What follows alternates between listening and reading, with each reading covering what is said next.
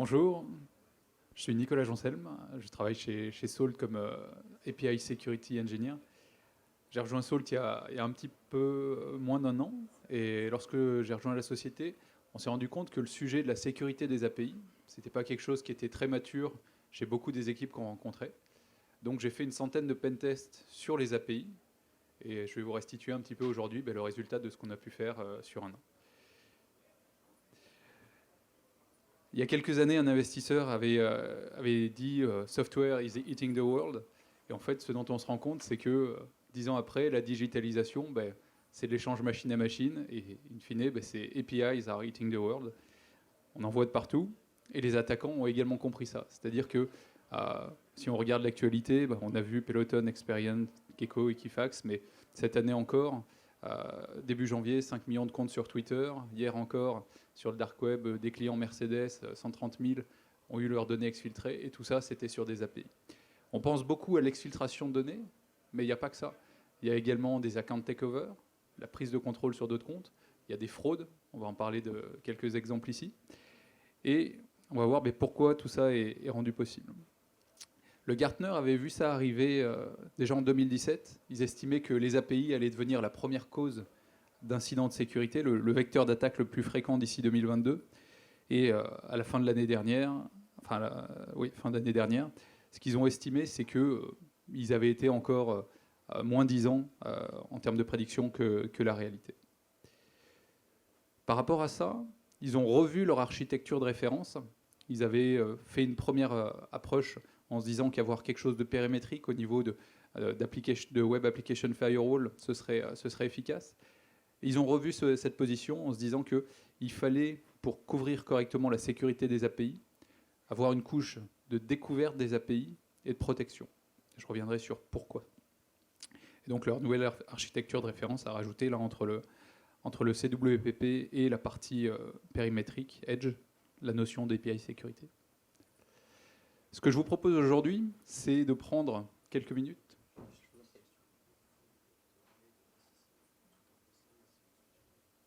My pleasure. I'd be happy to do it in English. The time that I propose to have today is first to see how the attackers have changed the technique to target APIs.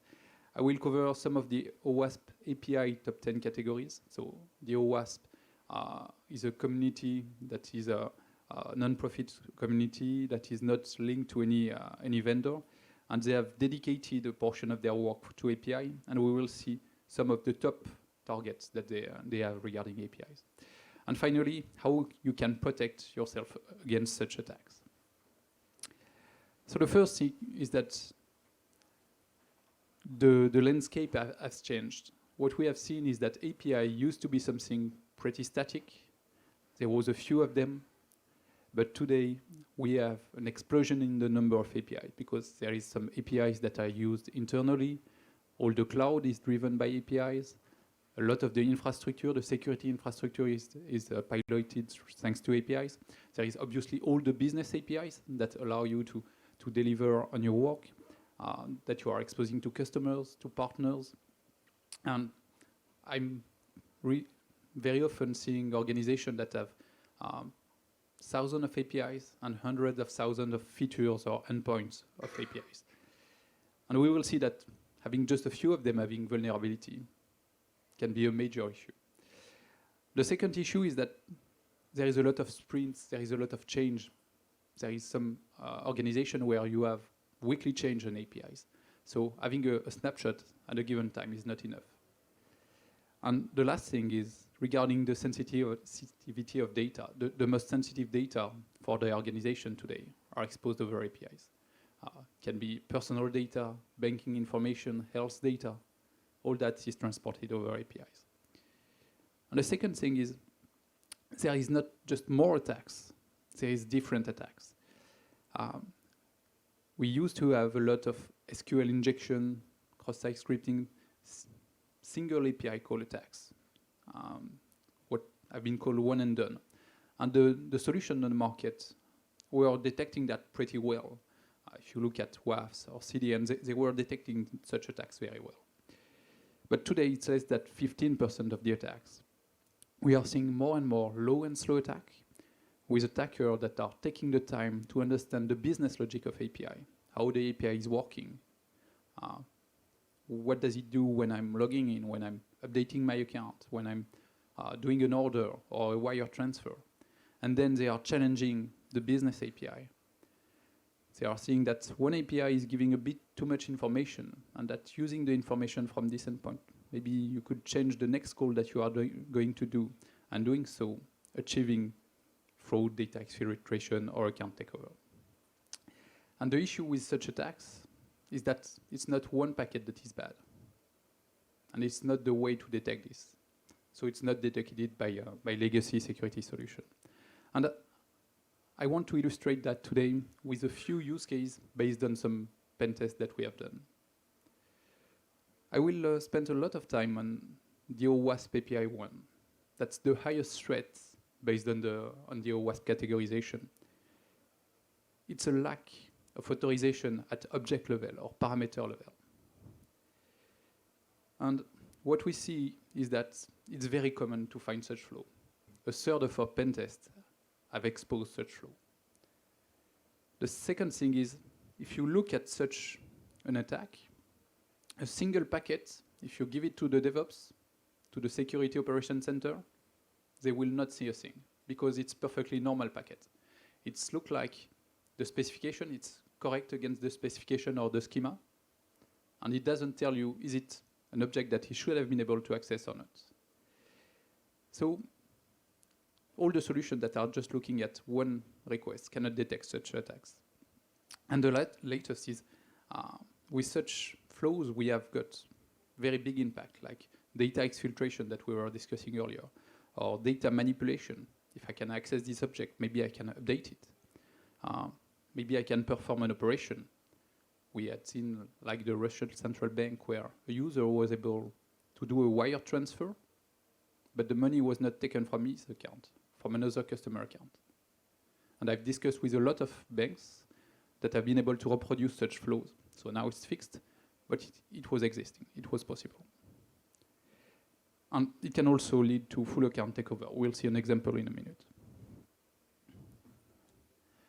So the first example that I wanted to share is regarding the bank in Netherlands, where I've opened a bank account. And what I've seen is that when I was trying to look at my details or update my details, there were a unique client identifier that was a simple integer. So since I just opened my account, I just asked myself, okay, can I see the one before and before? And the answer is yes. There was no authorization at the object level that was checking that once I was authenticated, I was only checking my data. And that is 95% of the attacks today. It's encrypted over HTTPS, it's authenticated over OAuth or OpenID, so you have the permission, but then some object, it's not all objects, it's just one on one endpoint that allow you to get access to other data. So here an attacker would have enumerated everything down to 0 and got with all the details that allow to open a new bank account somewhere else. So you see all the potential fraud due to that. And again, if you look at the two packets, it's not an open banking interface, it's the customer iOS application. So they provide you already the services so that you can Yes. And if you look at this request, without context, without having a big picture, you don't know that it's not the actual customer ID, and you cannot block that. So there is a customer first name, last name, passport number, date of birth, all that is available in this use case. And one question. Sure. Did you use token logic there somehow? So I had a token. Actually, I was authenticated. I put my username and password. The authentication endpoint returned me a token, a bearer token. Bearer is the Exactly. problem here. No, because the bearer is valid for me. The problem is that in the business logic of this API, at no moment, when I'm asking a customer ID, it checks that I'm authorized to do so. My bearer is valid. It has been checked, and it's okay. But then the authorization for this object is not checked. If it would be JVT and something additional attributes in it, like ID. I agree with you. Actually, the ID was in the JSON Web Token. Here. Yeah, in the bearer. But it was not checked that it was this ID that I was checking. Okay. So you can have all the authentication well done and all the parameters.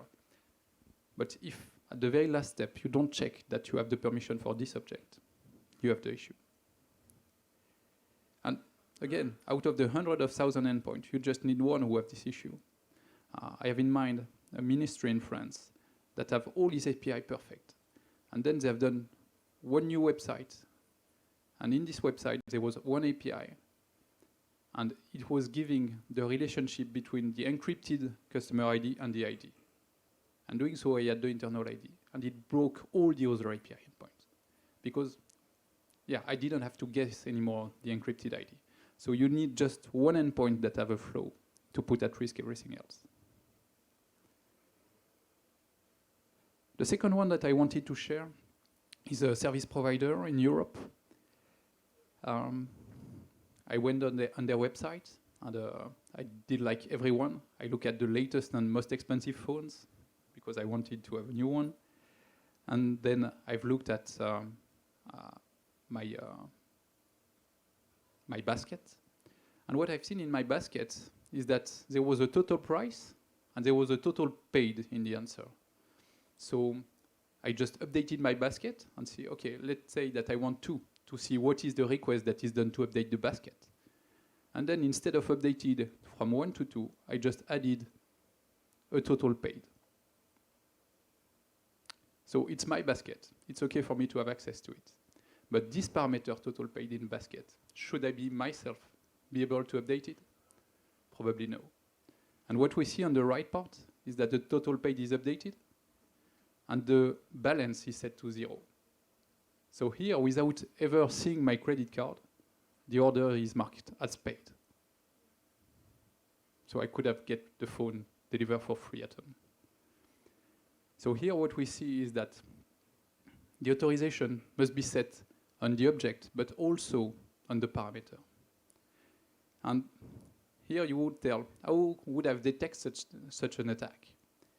Well, most of the time, when a normal user is updated his basket, he will update the number, he will remove an item, he will change another item, but never at any time he will change the total paid. That's another API that will do it.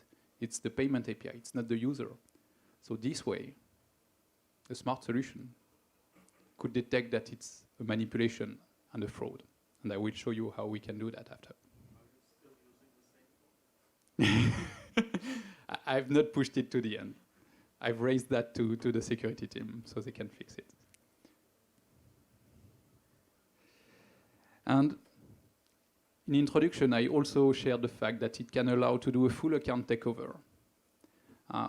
So using the same first flow that we have seen, I authenticated on this service enterprise in Europe. I've seen that I could see my account, but I could see other user account. And at some point, I found this account that was interesting account because it was not just a customer account, it was an admin account. And what I've seen is that by doing an update on this account, I could change the mail address. I could override the mail address of another account. So I just put my mail address, say that I lost the password, and done an account takeover from a customer account to an admin account, and got the full hand on all the APIs. Here again, I should not be able to see this other account. There should be enforcement. It should not be possible to update a mail address of another user, obviously. And here with Salt, what we would have detected is that first I was trying to see other user account, and then that I was updating the mail address for another user account. So this is the OWASP API 1. the highest threat. With these three examples, you see why this threat is so high and what is the impact of APIs being targeted by an attacker. Let me skip a couple of slides. Something that is also very common is the excessive data exposure. It's the OWASP API 3. And it's just that an API is being too talkative, and it happens a lot. Maybe you don't need to put all the data that you have in your response. With Salt, we help you to get the control of every sensitive data that you have in the response. So you never had, like on this screenshot from my actual car insurance, the full IBAN being not encrypted or not masked in the response. We would be able to tell you, okay, we have found an IBAN format in the response. It's on a public API that is available to customer. So probably you don't want to expose such data. We have seen some bank in Spain that after opening a bank account, I put my username and password, and I was seeing my access token in the URL. So an attacker that would have seen the logs from the proxy or just access to my browser cache would be able to do operation on my bank account without even knowing my username or password. Yeah, that's what an access token is used for. It's generated once you are authenticated because you don't want to have your login and password in clear text in each packet. What we have seen also during an audit a couple of weeks ago is on a large French retails that is allowing you to order online, is that when I was doing orders, my credit card was in the response. Full credit card, unmasked, so PCI DSS compliance, section 3.4, no. A risk for a large infringement and large fines. I've been also very surprised to see even worse. Something like looking at the basket, you could see the passport details from the user. But I don't even understand the logic behind that, but it's something that can happen. And again, if you have thousands of API, hundreds of thousands of endpoints, if you do it manually, with weekly change, there is very high chance that something like that is happening on your APIs. So Salt will allow you to automatically detect such behaviors. And the last one that I wanted to illustrate is the OWASP API 4, that is lack of resource limiting or rate limiting. I was discussing that with one of you yesterday, that there is some companies that are scrapping all your data, all your catalog for resale. So they have a lot of interest in being sure that they can get all that. And something very simple like here is usually you have 250 objects returned in the response. The minute you see a paging or a max return option like that, a hacker will say itself, okay, how much can I get? Is it 100,000? Is it 10,000? In order to get as much data as possible. Or how many times per minute can I query it? What Salt does is that it's able to understand what is the normal rate, what is the normal request size, the response size, what is the normal paging value. So we can see any time when we are not having a normal behavior and someone trying to leak the data. And probably very hard to read from the end of the room, but what we have here is an online retail. So they are not just using REST, they are using GraphQL. So GraphQL has a lot of nice features. One of them is the ability to have a series of requests inside a single request. And what we have here is that usually when I use the mobile app, it's just loading 6 items to show in the mobile app. So I wondered, okay, but what happens if instead of 6, I do 10,000? So 10,000 is refused. So what's about 99.99? It works. So what about having 20 queries like that in the single request? It also works. So with a single request, I'm able to get 200,000 objects from the catalog.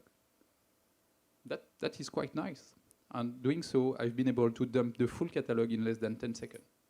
So if I was a bad guy, I could be able to resell the full catalog with price, with availability, with everything.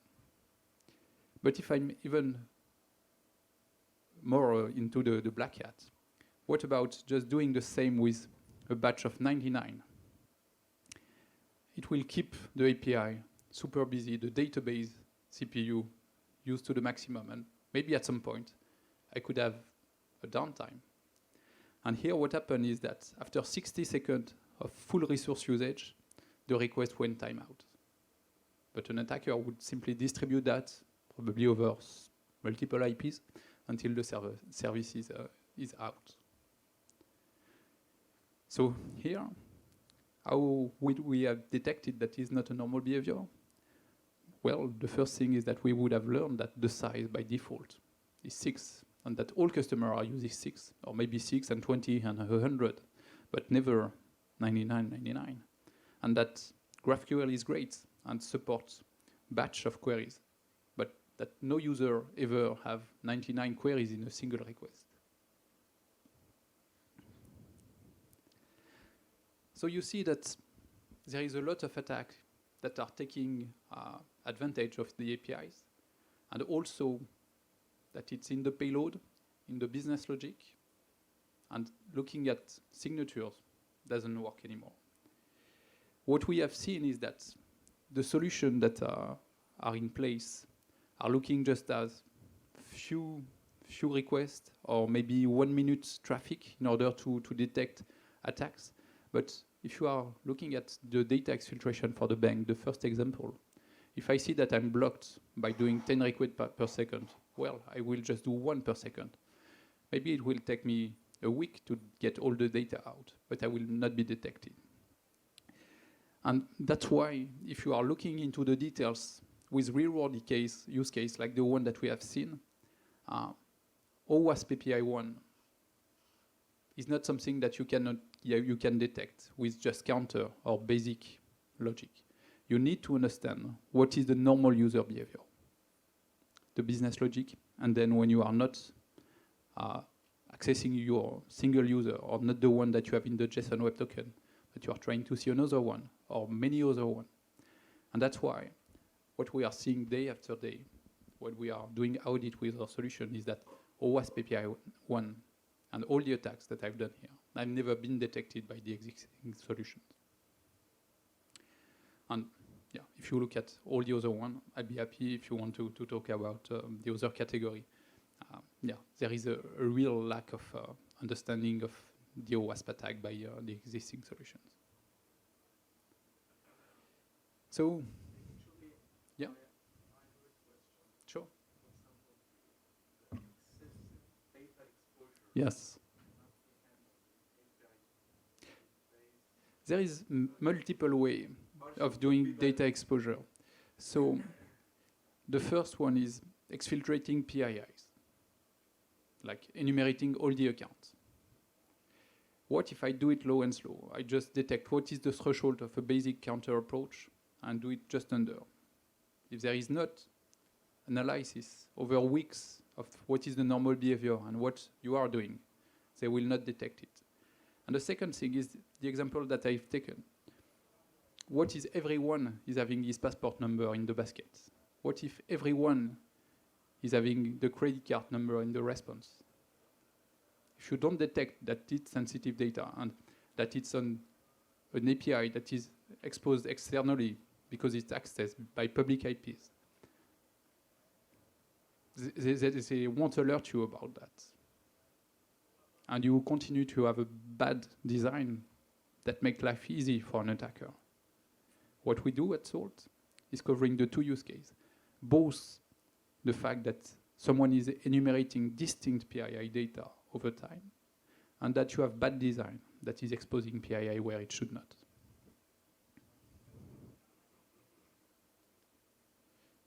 So in order to deliver all that, we are using AI and machine learning technologies. We are looking at the traffic over a month, so we can see all the calls that are necessary for an attacker to get to what I've shown. typically to get such flows, it takes me 500, 700 bad queries until I get to the point where I find the actual flows. Salt sees all the sequence of call. It's able to tell that from the very first packet, I'm not having a normal behavior. And to do so, we are looking at the billion of calls that you can have. And for each parameter, we are extracting metadata, like what is the size for this parameter, what is the kind of data that you have. We are also looking at behavior attributes, like what is the sequence of call, how many distinct client ID are you having in the session. So one, it's always your account, you never look at another account. And we are learning all that over a month. And that's how we are able to cover all the use cases that you have seen. Each of the attacks that I've shown in the first part are actually attacks that we have done during audits, and we have been able to detect the solution, to identify the attacker, and we could have blocked the attacker. I will show you how. So in order to effectively secure API, you need to know your APIs. So discovery of APIs, of endpoint, of sensitive data. And you need to do that very fast and continuously. With Salt, we do that within an hour, and we continue to update it in real time. So when you are releasing a new API version, we detect that. When you are modifying an endpoint, even if it's not documented, I've seen that this summer, non-documented change that start to leak data in the response, we see that in real time. Protecting APIs. So knowing what is the normal behavior, knowing when there is an abnormal behavior, prioritizing and blocking the attacker to immediately make sure that we are cutting the hacker in his attack. And then the last step to make sure that you are having an optimal security posture is shifting left. And shift left is not something that is easy, because it's very easy to tell, okay, here is the 10,000 change you need to do in order to improve your security posture. But it will take you 2 years to do. So what you want is to know what are the API that are actually targeted by attackers. What is of high severity? What is your P1? The first thing that you need to focus on. And that's what we do. We are giving you what remediation, what change we recommend to do in order to improve your security posture. So you don't even have to block an attacker, because you will be immune by design to such an attack. So that is the most technical side. How do we do that? So we are not an inline solution. It allows us to be deployed in less than an hour. We are just getting a copy of traffic in a fully asynchronous mode. We can integrate with the solution that are already taking care of the API traffic, like API gateways. Almost all the solutions that you will see today are supported. We have 50 integration. We can also do it directly into the microservices environment, like Kubernetes, Docker, VMware, cloud solution like AWS, Azure, or Google. And we can also do that at network level. I've seen some of you asking me, yeah, but we want to know the APIs that are not onboarded on our API management today. And we can do that. We can work at the network level to make sure that all your APIs are identified and they are on the process, that they are using the correct authentication process that you have set up. And we do that by mirroring all the traffic. We have an hybrid architecture because most of our customers don't want to get the sensitive data going out. So the component that we have on your premise is a small VM because there is no local storage. It's just streaming the metadata. So we get the traffic, we extract the metadata that we have talked about just before, and we are processing the metadata in the cloud. So you get the best of two worlds. You have low footprint on your environment, no data going out, and yet we have all the compute and memory that is needed to look at your metadata over amounts to detect all the attack that we have seen.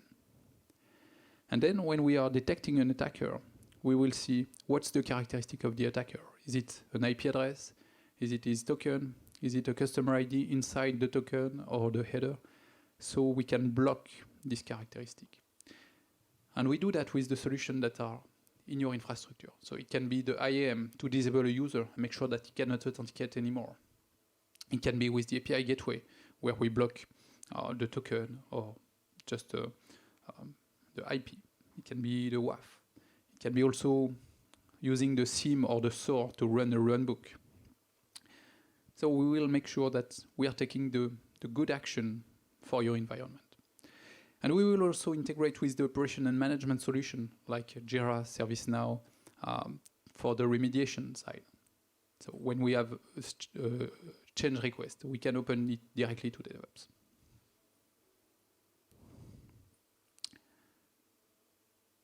Let me show you that now in a demo. Let me zoom a bit. So as discussed, the first thing that we do when we deploy the solution is that we start from scratch. We have zero knowledge up front. We just get a copy of the traffic, and we will show you the list of all APIs that you have in 3 levels. The first one, you will have the list with the name of the API, the server that is hosting it, how many endpoints or routes or features do we have for this API. Is it an API that is an external API, receiving traffic from public IP address? Does it have sensitive data? I will show you how. Or is it an internal API? And when I click on an API, I will get to the second level. Here you will get the list of all the endpoints. So here we have some GraphQL, we have some REST, we support also SOAP, XML, URL encoded. And when I click on the API, we'll get to the third layer, the payload layer.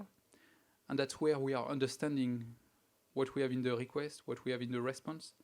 And here we see, for example, that we have a bank account holder name, a bank account number, and we automatically detect that based on the structure of the data. So we have structure for well-known format like credit card, IBAN, passport, all that. And we also support 13 language to detect based on the field structure. So here we started from scratch. We had no knowledge. And then we are able to show you the API, the endpoint, the parameter, and we can even create a Swagger file. So if you have some API that are not documented, we can generate documentation for that. We will be able to summarize all your sensitive data in the dashboard to tell you what kind of sensitive data are you handling in request, in response, and also alert you. If at some point you start to have a credit card in the response, we will be able to tell you, okay, in this API, this endpoint, this parameter is a credit card. Is it something that you expect or not? We'll be able to work integrated with the CI/CD pipeline very early in the cycle. So as soon as the specifications are built, we will be able to do a design analysis and check the 200 best practices from the OWASP to know if you have some security, format requirement, or data validation that are already not optimal and leads to an increased attack surface for an attacker. Something that is also very common is to have documentation that is not really up to date. Here with Salt, we will tell you, you have 16 endpoints documented in the API, what we see is 21. And out of this 21, so there is 5 not documented, and 4 are actually processing sensitive data. So what do you want to do? Remove it from production or document it? Because you need to have something that is accurate in your documentation to make sure that you are controlling your APIs. We are also looking at the security posture, so APIs that are misconfigured or that are exposing data. If we look at the example that we had earlier, if you had a JSON Web Token that is in the URL, we will be able to tell, okay, on this API, this endpoint, the token is in the URL. So it's easy to be authenticated as the user without even the login or the password. Something that have surprised me a lot, but that I continuously see, is also sensitive data that are in the response without authentication. Some APIs are built to support authentication, but do not make it mandatory. So if I do the same request without authentication, I still get the same sensitive data. Sorry, just one question about this sensitive data. How can you detect it? Because it's really related to the, for example, it's related to the business of the application. So you have a set of all the properties that you are going to look to, or that you implement, or is it the email? Is it something like that? It's both. So out of the box, we have a list of sensitive data that we support, like account number, authorization token, credit card, date of birth, address, all that. And we do it based on the structure of the message.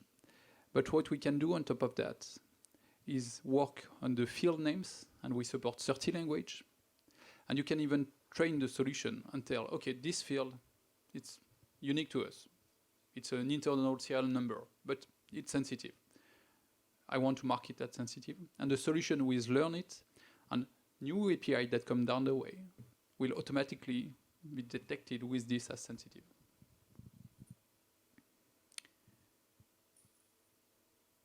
And regarding the runtime, we have discussed all the kind of attack.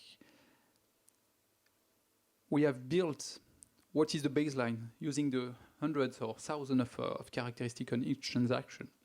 And what we have here is about 50 attempts. The first thing that we are doing is that we are detecting why it's an attempt. We are characterizing it. We can tell, okay, this is a parameter tampering. I was expecting an integer and I got an array. I have an abnormal response. The API didn't know how to handle this and did a stack trace. And we have also all the category from the OWASP API. So the first thing is we add this context. It allows us to prioritize and tell, okay, this is severe, this is just some noise. And the third thing is that we look at the characteristic of the attacker. So an IP, a token, a user ID in the JSON Web Token, a device ID in the header or in the cookie.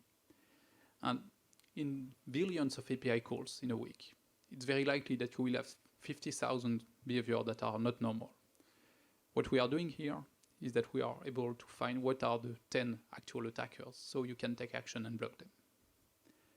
And here I will click on one attacker. Most of our customers don't do it on Salt UI, they do it directly on their SIEM, because all the data that we have here, like the endpoint that are attempted, the server response, or all the context that we have added for each of these tries, are also sent to the SIEM. In the second tab, I will have all the characteristics of this attacker.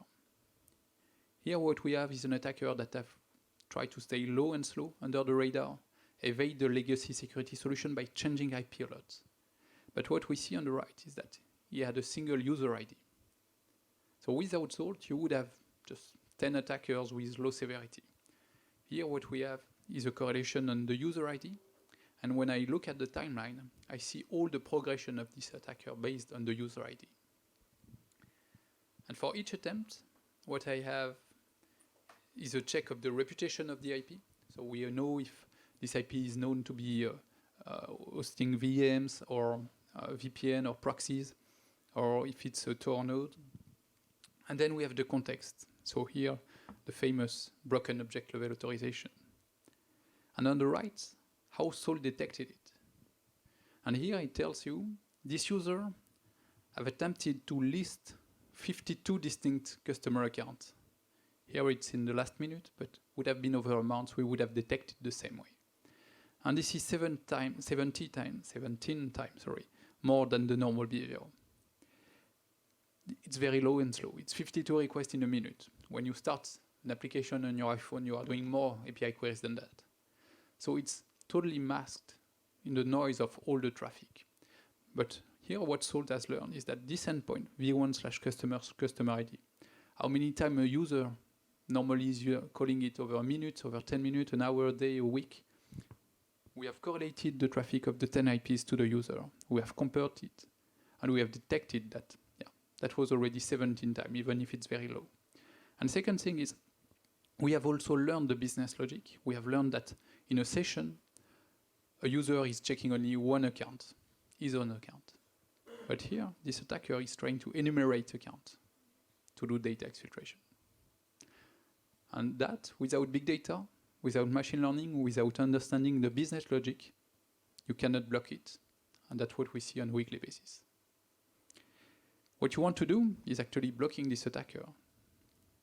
And with Salt, you can integrate with the IAM, with the API gateway, with the firewall, the load balancer. We could block the IP, but we see that it's without effect. We can block the user ID to make sure that he cannot continue to connect and cannot progress in his pen test or his attack. And finally, we will be also able to raise to your DevOps team remediation and tell, okay, on this API, this endpoint, we have a high severity change. The limit field in the query, we recommend it to be limited to 3 digits. And if it's not the case, just raise the error code. Don't go further. And we will illustrate that with all the context, all the different attempts, and see that there was an attacker that tried a low value, generated an internal error. Maybe one trying 1 million and got a timeout like we had earlier. Or maybe just 10,000 and got 50 megabytes of data out, which is not normal. So we give all the context, so the DevOps will understand the criticity, why it's needed to change, that it's actually under attack. And instead of having 10,000 requests, they will have 10, but of very high severity. And this can be open to the solution that they are using, like a Jira, Zendesk, or a ServiceNow. I could go into all the OWASP examples, but I propose to open to questions.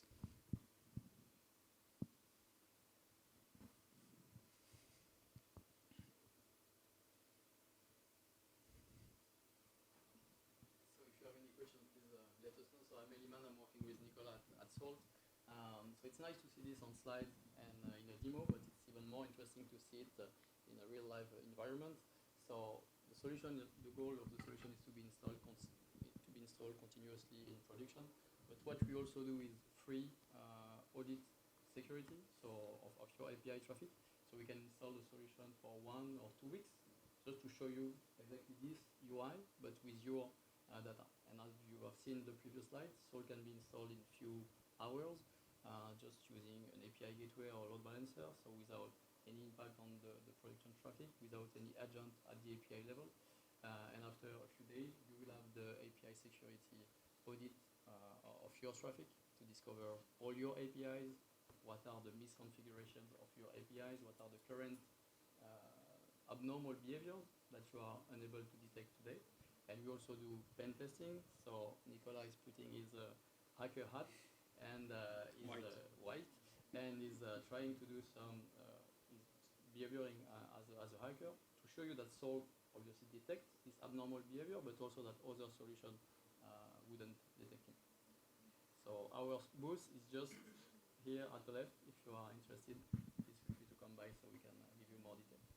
You had a question? Yes. In terms of resource usage, I mean, these models need to be trained, they need to execute to get actually information out of a real-time data stream. Yeah. What's the amount of resources needed to actually get this going? Of course, it depends on the amount of data flowing through it. Absolutely. But that would be interesting. So the beauty of our hybrid architecture is that the amount of resource on your side is very low, meaning that a normal VM with 4 core, 16 gigabyte of memory allows to handle 30K message per minute. Because we don't store anything locally, we don't do the big data, we just do the metadata extraction. And on our side, we are using a cloud to scale, to have the sufficient memory and compute. And today we are having more than 20 billion API calls each day that are processed for all our customers. So the whole compute-intense crunching is actually On our side, yes.